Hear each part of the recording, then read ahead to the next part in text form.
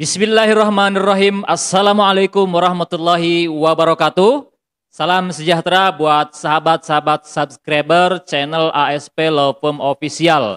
Alhamdulillah berjumpa lagi bersama saya Advokat Bung One, pengacara di kantor Acep Saifuddin and Partners. Dan saya ucapkan selamat datang buat teman-teman atau pemirsa yang baru berkunjung ke channel ASP Law Firm Official. Selamat menyimak video-video yang telah kami tayangkan, baik itu konten-konten yang berkaitan dengan permasalahan hukum, ataupun juga konten-konten yang lainnya, baik itu konten hiburan, ataupun konten-konten lainnya, mudah-mudahan berguna dan bermanfaat. Namun jangan lupa, teman-teman yang belum subscribe, silahkan untuk subscribe terlebih dahulu, agar channel ASP Law Firm Official terus berkembang dan terus memberikan kontribusi pemahaman hukum, tambahan wawasan, pemahaman hukum, edukasi hukum kepada seluruh lapisan masyarakat. Amin ya Rabbal Alamin. Dan saya ucapkan terima kasih, kami ucapkan dan kami sampaikan apresiasi yang setinggi-tingginya buat teman-teman semua yang sudah dukung channel ASP Law Firm Official dengan cara like, subscribe, ataupun juga memberikan komentar-komentar positif di setiap video yang telah kami tayangkan. Teman-teman semua, pada kesempatan video kali ini saya kembali akan berbicara terkait dengan permasalahan hukum, di mana dalam permasalahan hukum ini lebih khususnya adalah terkait dengan kasus hukum yang sudah terjadi, yang baru-baru ini disidangkan di pengadilan negeri, ya, yang mana akan saya sampaikan. Dalam kasus ini ada beberapa pelajaran, ada informasi hukum yang penting dan perlu untuk kita ketahui, yaitu terkait dengan tindak kejahatan pencurian kendaraan bermotor, roda 2 khususnya, di mana dalam kasus ini para tersangka atau para pelaku pencuri kendaraan motor ini melakukan modus duplikat kunci. Nah, akan saya sampaikan dalam bentuk kronologis supaya teman-teman bisa mencerna dari awal sampai akhir dan bisa menyimpulkan seperti apa ya modus-modus yang mereka lakukan untuk mencuri motor atau kendaraan bermotor roda 2. Baik teman-teman, kasus ini sudah bergulir ke tingkat pengadilan dan kemarin sudah sampai pada tahap pemeriksaan keterangan saksi-saksi dan juga sudah sampai pada tahap pemeriksaan para terdakwa. Di mana ya para terdakwa ini atau tersangka ini atau pelaku pencuri kendaraan bermotor roda 2 ini ada 3 pelaku teman-teman ya, ada 3 pelaku atau 3 terdakwa. Kronologisnya seperti ini. Ada seseorang ya, seseorang yang saya sebut inisialnya atau saya sebut dengan kode A. Nah, si A ini adalah korban teman-teman yang motornya dicuri oleh kawanan pencuri motor yang akan saya sampaikan pada video ini. Nah, si A ini memiliki teman yaitu si B. Nah, si A pada beberapa waktu yang lalu dia berkunjung ke rumah si B dengan acara silaturahmi atau bermain ke si B karena si B ini dengan si A merupakan teman ya, teman sudah lama kenal dan sudah sering bertemu dan bermain. Kemudian pada saat bertemu di rumah si B ya, si A ini dari rumahnya membawa kendaraan roda 2 yaitu motor ya, jenisnya sejenis motor KLX yang harganya kisaran 30 juta teman-teman. Kemudian pada saat sampai di rumah si B, nah mereka berbincang-bincanglah karena mereka adalah teman. Kemudian setelah berbincang-bincang, si B ini meminjam motor si A. Nah, si B meminjam motor si A dengan alasan untuk pergi ke pasar membeli makanan. Nah, karena si A ini ya percaya, karena si B ini teman yang sudah lama dia kenal, akhirnya si A ini meminjamkan motor tersebut, memberikan kunci motor tersebut untuk diberikan kepada si B untuk ke pasar membeli makanan. Nah, kemudian singkat cerita, setelah kurang lebih 1 jam lebih, maka datanglah si B dari pasar, nah, membawa makanan memang benar. Kemudian mereka makan, akan bersama dan setelah makan, si B ini mengajak si A untuk bermain futsal. Nah, untuk bermain futsal di salah satu tempat futsal langganan. Nah, maka si A pun sepakat dan bersedia untuk bermain futsal bersama si B dan teman-temannya yang lain. Kemudian pada keesokan harinya, ya, si A datang kembali ke tempat futsal atau si A datang ke tempat futsal sesuai dengan janji yang telah disepakati dengan si B. Ya, maka datanglah mereka ke tempat futsal tersebut.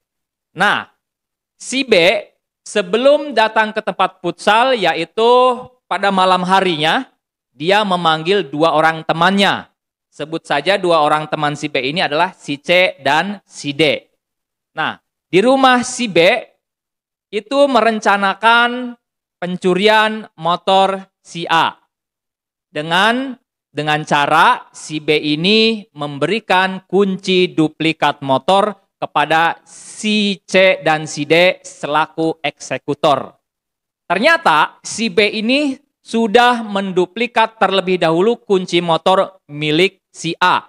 Di mana pada waktu dia meminjam motor si A untuk berangkat ke pasar membeli makanan, ternyata dia terlebih dahulu menduplikat kunci motor milik si A tersebut. Nah, pada saat ini dia sudah memiliki kunci duplikat, dia berikan kepada si C dan si D untuk menjadi eksekutor. Nah, pada saat bermain futsal, si A dan si B dan rekan-rekan yang lainnya, pada saat asik bermain futsal, maka si C dan si D beraksi melakukan pencurian kendaraan bermotor atau motor jenis KLX milik si A tadi dengan menggunakan kunci duplikat yang telah diberikan oleh si A tadi. Ya, jadi pada kasus ini pada kasus ini si B ya selaku dalang daripada tindak kejahatan pencurian motor si A tadi.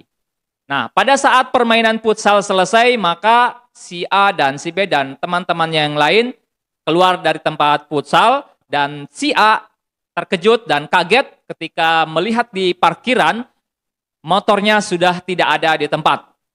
Motornya dia cari, kemudian juga dia tanyakan ke pihak keamanan setempat apakah ada yang melihat, dan ternyata informasi dari pihak keamanan, beruntung tempat futsal tersebut memiliki rekaman CCTV.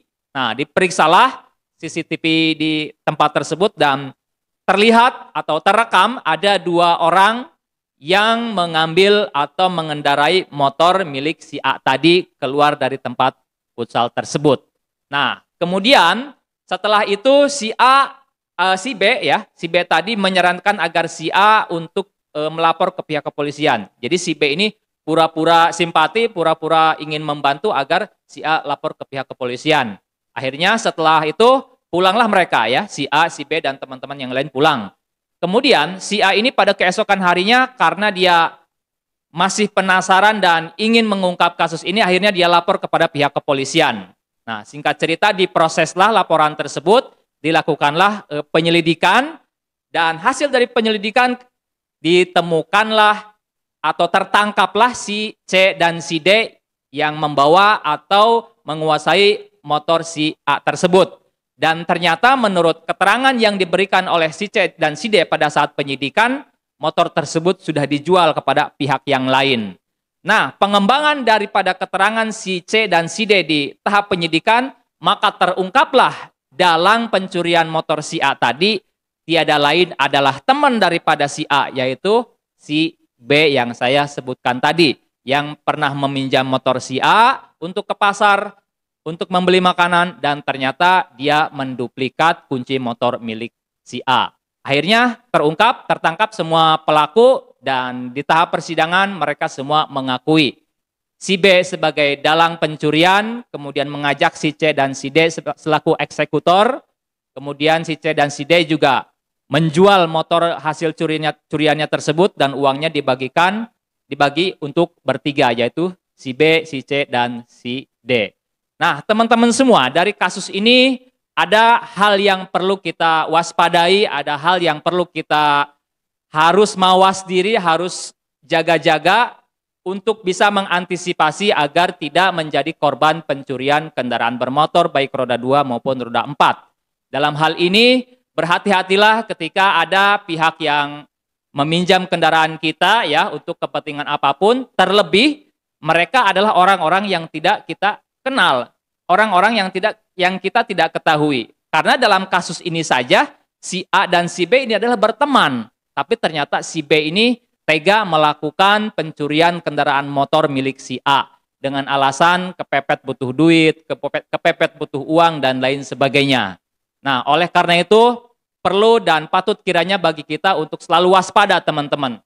Ketika kita memarkir kendaraan motor kita dimanapun, pastikan itu terkunci, dan bahkan kalau bisa demi untuk keamanan, kuncilah menggunakan kunci ganda, ya, kunci ganda. Kemudian juga parkir di tempat yang memang terpantau, ya, dan mudah-mudahan di tempat yang kita parkir itu ada CCTV. Jadi itu, teman-teman, ya. Pelajaran dari kasus ini kita mudah-mudahan bisa melakukan antisipasi, ya, apabila ada yang meminjam motor, kemudian juga meminjam kunci motor, ya. Siapa tahu ternyata dia menduplikat kunci motor tersebut. Sehingga pada lain waktu atau ketika ada kesempatan, dia mengincar motor kita, dan karena sudah memiliki kunci duplikat, maka dia bisa mengambil motor kita dengan sangat mudah, tanpa harus dipaksa, tanpa harus dijebol, karena sudah memiliki kunci duplikat. Nah, itu teman-teman, mudah-mudahan dari kasus ini ada pelajaran yang dapat kita ambil, mudah-mudahan bisa bermanfaat dan berguna bagi kita semua, bagi seluruh lapisan masyarakat, ya, karena kejahatan itu selalu ada apabila kita tidak antisipasi, dan mudah-mudahan kita semua selalu dilindungi oleh Allah Subhanahu wa taala dari niat-niat orang yang tidak bertanggung jawab, yang mengincar dan ingin mencuri atau mengambil tanpa seizin, tanpa haknya terhadap barang-barang atau harta benda milik kita. Itu, teman-teman, ya, bagi teman-teman yang memiliki pertanyaan terkait permasalahan hukum, jangan sungkan untuk bertanya dan menyampaikannya di kolom komentar di video-video yang ditayangkan oleh channel ASP Lawfirm Official. Saya Advokat Bungone mengucapkan terima kasih buat teman-teman subscriber sudah menonton dan menyimak video ini sampai dengan selesai. Sampai jumpa di video-video selanjutnya. Billahi taufiq wal hidayah. Wassalamualaikum warahmatullahi wabarakatuh. ASP Lawfirm, ahli hukum, jauhi hukuman.